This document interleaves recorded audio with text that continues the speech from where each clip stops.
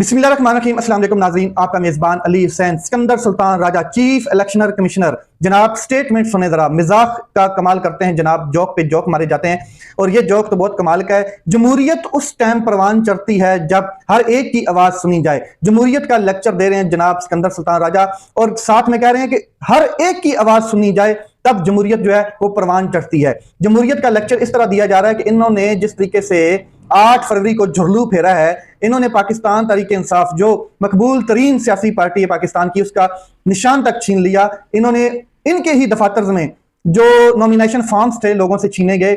इन्हीं की वजह से बार बार पाकिस्तान तहरीक इंसाफ जो अपना इलेक्शन उनके अंदर इंट्रा पार्टी इलेक्शन है उसको ये कबूल नहीं कर रहे थे, किसी की आवाज ये खुद नहीं सुन रहे थे। और अब जनाब कहते हैं कि जमहूरियत उस वक्त परवान चढ़ती है जब हर एक की आवाज सुनी जाए। ये जनाब का एक खास किस्म का स्टेटमेंट आप देख लें। आगे आगे चलते हैं जनाब, बड़ी अहम तरीन डेवलपमेंट है। काबीना जो है पाकिस्तान में, हुकूमत ने काबीना में नए वजीर भर्ती करने शुरू कर दिए हैं और नए वज़रा जो हैं उनकी अगर लिस्ट देखी जाए तो मजा आ जाता है। ऐसे लगता है कि बंद कमरों के अंदर इनकी लिस्ट बनाई गई है। सबसे पहले मैं आपको बता दूं कि 12 नए वजीर, 9 वजीर मुमलिकत, 3 मशीर, 4 मामले खुसूसी, जिनमें परवेज खटक साहब, आपको पता परवेज खटक कौन है। इसके बाद मुबारक ज़ेब साबिक सहाफ़ी हैं, खतीजा, और इसके बाद 3 अरकान कुछ दिन तक हलफ उठाएंगे। ये टोटल के टोटल 5-6 लोग जो हैं इन्होंने हलफ उठाया है मेरे ख्याल में, और बाकी कुछ पेंडिंग पे छोड़े गए हैं।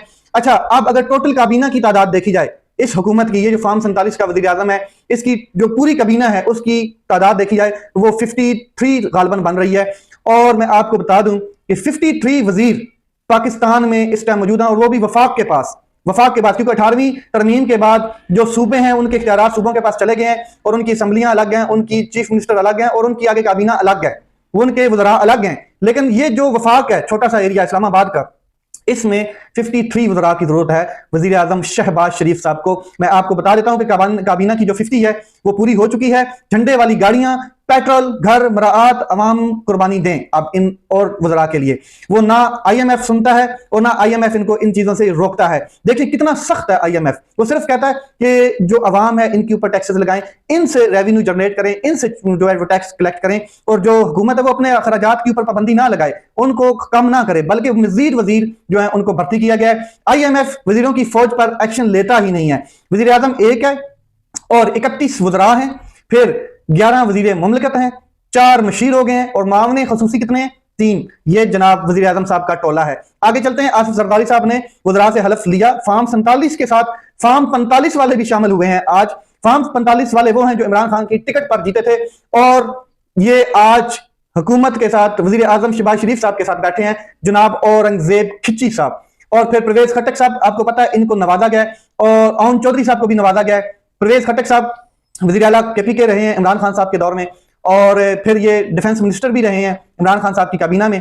फिर इनको जनाब इशारा आया और ये पार्टी छोड़कर चले गए। इन्होंने फिर अपनी पार्टी बनाई, वो भी एक इशारा इनको ताकतवर की तरफ से आया कि आपको हम जितवाएंगे। लेकिन जीरो होने के बाद, ना MNA ना MPA ना किसी किस्म का इलेक्शन जीतने के बाद आज इनको नवाजा गया है, और वो नवाजा गया है शहबाज शरीफ साहब। ये कुछ नाम ऐसे हैं, मुबारक ज़ेब हो गया, और ये परवेज खटक हो गया, अवन चौधरी, इद्दत जैसा गंदा गलीज केस, उसमें गवाही देने के ऊपर इनको नवाजा गया। इन्होंने गवाही दी थी ना इद्दत केस के हवाले से, अब इनको नवाज दिया गया, मशीर बना दिया गया। तो जनाब ये नवाजिशात जो हैं इनको दी गई हैं, और अब ये जनाब वज़ीर आज़म शहबाज शरीफ साहब की काबीना के लोग हैं। और ये जितने नाम हैं इनमें कुछ नाम ऐसे हैं जो बंद कमरों से लिस्ट में बनाकर शहबाज शरीफ साहब के हवाले किए गए। मैं आपको दुनिया के ओवरऑल काबीना के हवाले से बता देता हूं। भारत की आबादी 1 अरब 45 करोड़ है, लेकिन टोटल वजीर 72 हैं। आबादी देखें कितनी है। चीन की आबादी 1 अरब 42 करोड़ है, लेकिन 37 वजीर हैं, टोटल 37 वजीर।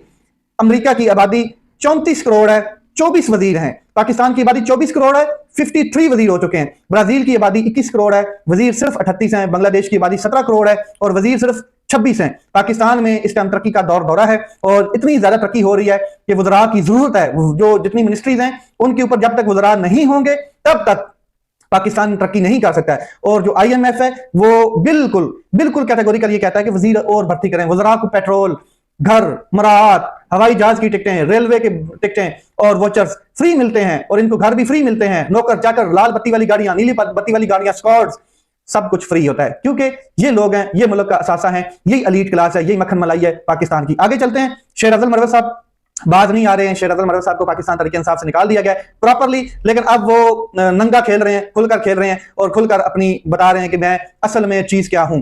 शेर अफजल मरवत साहब कहते हैं कि मुझे वोट इमरान खान के नाम पर नहीं मिला, बल्कि मुझे मेरे और मेरे खानदान की वजह से मुझे वोट मिला है, हम इतने भी गए गुजरे नहीं हैं। हालांकि मरवत साहब अगर इमरान खान के उम्मीदवार ना होते तो काउंसलर भी वो मुंतखब नहीं होने वाले थे, लेकिन जनाब ने बहुत बड़ा दावा किया है। और 18 के इलेक्शन के हवाले से अगर इनकी सीट देखी जाए तो इनको सिर्फ लक्की मरवत में 92 वोट पड़े थे और अब ये 72,000 की लीड से जीते हैं लक्की मरवत में। आप अंदाजा लगा लें कि 18 के इलेक्शन में और 2024 के इलेक्शन में कितना फर्क। इन्होंने ऐसे वहां पे कौन से नमल यूनिवर्सिटियां खोल दी लक्की मरवत में शेर अफजल मरवत साहब ने, और कौन से कैंसर अस्पताल बना दिए, कौन सी सड़कें मोटरवे बना दी, कि इन्होंने कौन से सेहत कार्ड, कौन से इनके खानदान ने बड़े वहां पे तीर मारे हैं कि अवाम की इतनी खिदमत की है कि इनको 4-5 साल के बाद 72,000 की लीड से वोट मिला है। अगर 18 के इलेक्शन में देखा जाए तो इनको 92 वोट मिले थे, लेकिन भाई साहब हैं और बाज नहीं आते हैं। इन्हीं बयानात की वजह से इमरान खान साहब ने इनको निकाला और आज ये आसान फरामोशी कर रहे हैं, किसी के इशारे पे चल रहे हैं, किसकी तरफ ये रॉन्ग नंबर गया है कोई समझ नहीं आ रही। मगर इमरान खान साहब के आने का इंतजार भाई साहब ने नहीं किया है और अपने पत्ते शो कराने शुरू कर दिए हैं कि इतनी ही तुझे इमरान खान साहब से मोहब्बत है और थी तो फिर कम अज कम इमरान खान साहब के बाहर आने की स्ट्रगल कर, बाहर आने तक का इंतजार कर। अगर तुझे शक है कि इमरान खान साहब ने ये ऑर्डर जारी नहीं किया तो इमरान खान साहब जब तक बाहर नहीं आते तब तक आपको खामोश रहना चाहिए। मगर जनाब खामोश कैसे रहें, वो तो हो ही नहीं सकता। नेशनल कॉन्फ्रेंस जो है उसका इख्तिताम हो चुका है, जो पाकिस्तान ग्रैंड अलायंस अपोजिशन की जानब से एक नेशनल कॉन्फ्रेंस की गई थी और 2 टॉक मौकफ है वो मैं आपके सामने रखता हूं। एक तो महमूद खान अचकजई साहब ने लास्ट में उखेड़ के रख दी विकटें ताकतवर की और हुकूमत की। उन्होंने कहा कि जिस हुकूमत ने आपका मैंडेट चोरी किया है इस हुकूमत से सिर्फ वापसी का मुतालबा होगा कि मैंडेट वापस किया जाए, हमारा मैंडेट वापस करो, मुज़ाकरात इनसे किस बात के करने हैं बस करो, आप कोई मुज़ाकरात नहीं होंगे। सलमान अकरम राजा साहब को उन्होंने कहा कि मेरा पैगाम इमरान खान साहब तक पहुंचाएं कि अपने मेंबरान को कहें कि फार्म 47 की असेंबली में ना बैठे, बाहर निकलें। हम असेंबली के बाहर फार्म 45 की असेंबली बनाएंगे और फैसला करेंगे, इनकी तमाम कानून साजियों को हम रिजेक्ट करते हैं। फिर मैं आपको बता दूं आगे वो कहते हैं कि मैं इस असेंबली में बैठना जुर्म समझता हूं, इस असेंबली ने हमारे बच्चों को मारा और हमारी खवातीन को मारा और उनकी चादर दीवारी का तकद्दुस पामाल किया, मैं इस असेंबली में बैठना गुनाह अजीम समझता हूं। कौमी कॉन्फ्रेंस जो थी उसके 9 नुकात उन्होंने उस एजेंडे में पेश किए और उनका मुतालबा क्या है। एक लास्ट पे उन्होंने कहा कि नए इंतखाबात करवाए जाएं, साथ में तमाम सियासी असीरान को रिहा किया जाए, आइन की हुक्मरानी, जमहूरियत की बहाली और पीका तरमीम को खत्म करने का मुतालबा और 26वीं आईनी तरमीम को खत्म करने का मुतालबा, रिवर्स करने का मुतालबा। ये था नेशनल कौमी जो कॉन्फ्रेंस की गई थी उसका इलामिया, आखिर में ये चीज थी। अब चलते हैं जनाब मेन खबर की तरफ। तो मैं आपको एक चीज बता दूं कि बड़ा अफसोसनाक मामला कि जो अकोड़ा खटक है पेशावर में नौशहरा के करीब, नौशहरा के रास्ते में अकोड़ा खटक आता है, वहां पर एक मदरसे के अंदर धमाका हुआ है और अमवात का बहुत खदशा है। और ये मदरसा जो है वो हकानिया मदरसा था और वहां के जो मौलाना साहब है उनको मारने का अटैक था।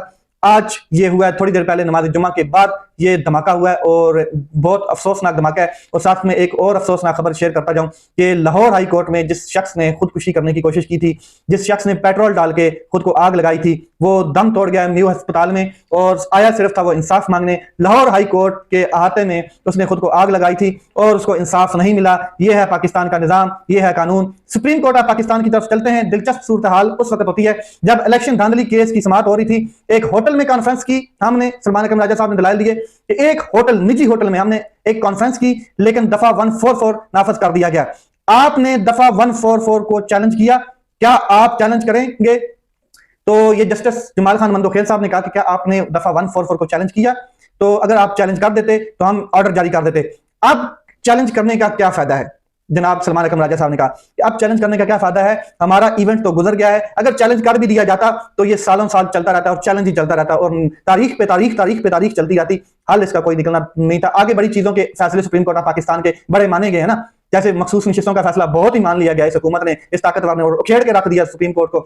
सिर्फ एक वजह थी कि ये निजाम एक्सपोज ना हो जाए, ये जजेस आजादाना काम कर रहे हैं और ये जजेस आजादाना काम करेंगे तो 9 मई का भी मामला सीधा हो जाएगा, 26 नवंबर को जो झुरलू फेरा गया वो भी सीधा हो जाएगा, 8 फरवरी को जो हमने इतना बड़ा मैंडेट चोरी किया, इतने 100-200 पंचर लगाए हैं, वो भी दुनिया को पता चल जाएंगे। इसीलिए जजेस को ये खेड़ के रख दिया, जजेस के इख्तियारात को ही भस्म करके रख दिया गया। सुप्रीम कोर्ट धांधली केस था जनाब और सुप्रीम कोर्ट ने तहरीक इंसाफ और शेर अफजल मरवत की दरखास्तों को नंबर लगाने की इस्तदा मुस्तरद कर दी। अदालत ने केस को मेरिट पर वकला को भी तैयारी करने की मोहलत दी है। ये बड़ी अहम डेवलपमेंट है। आगे मैं आपको बता दूं कि आईनी बेंच की कारकर्दगी बिल्कुल सादी सी है, वो जरा सुने।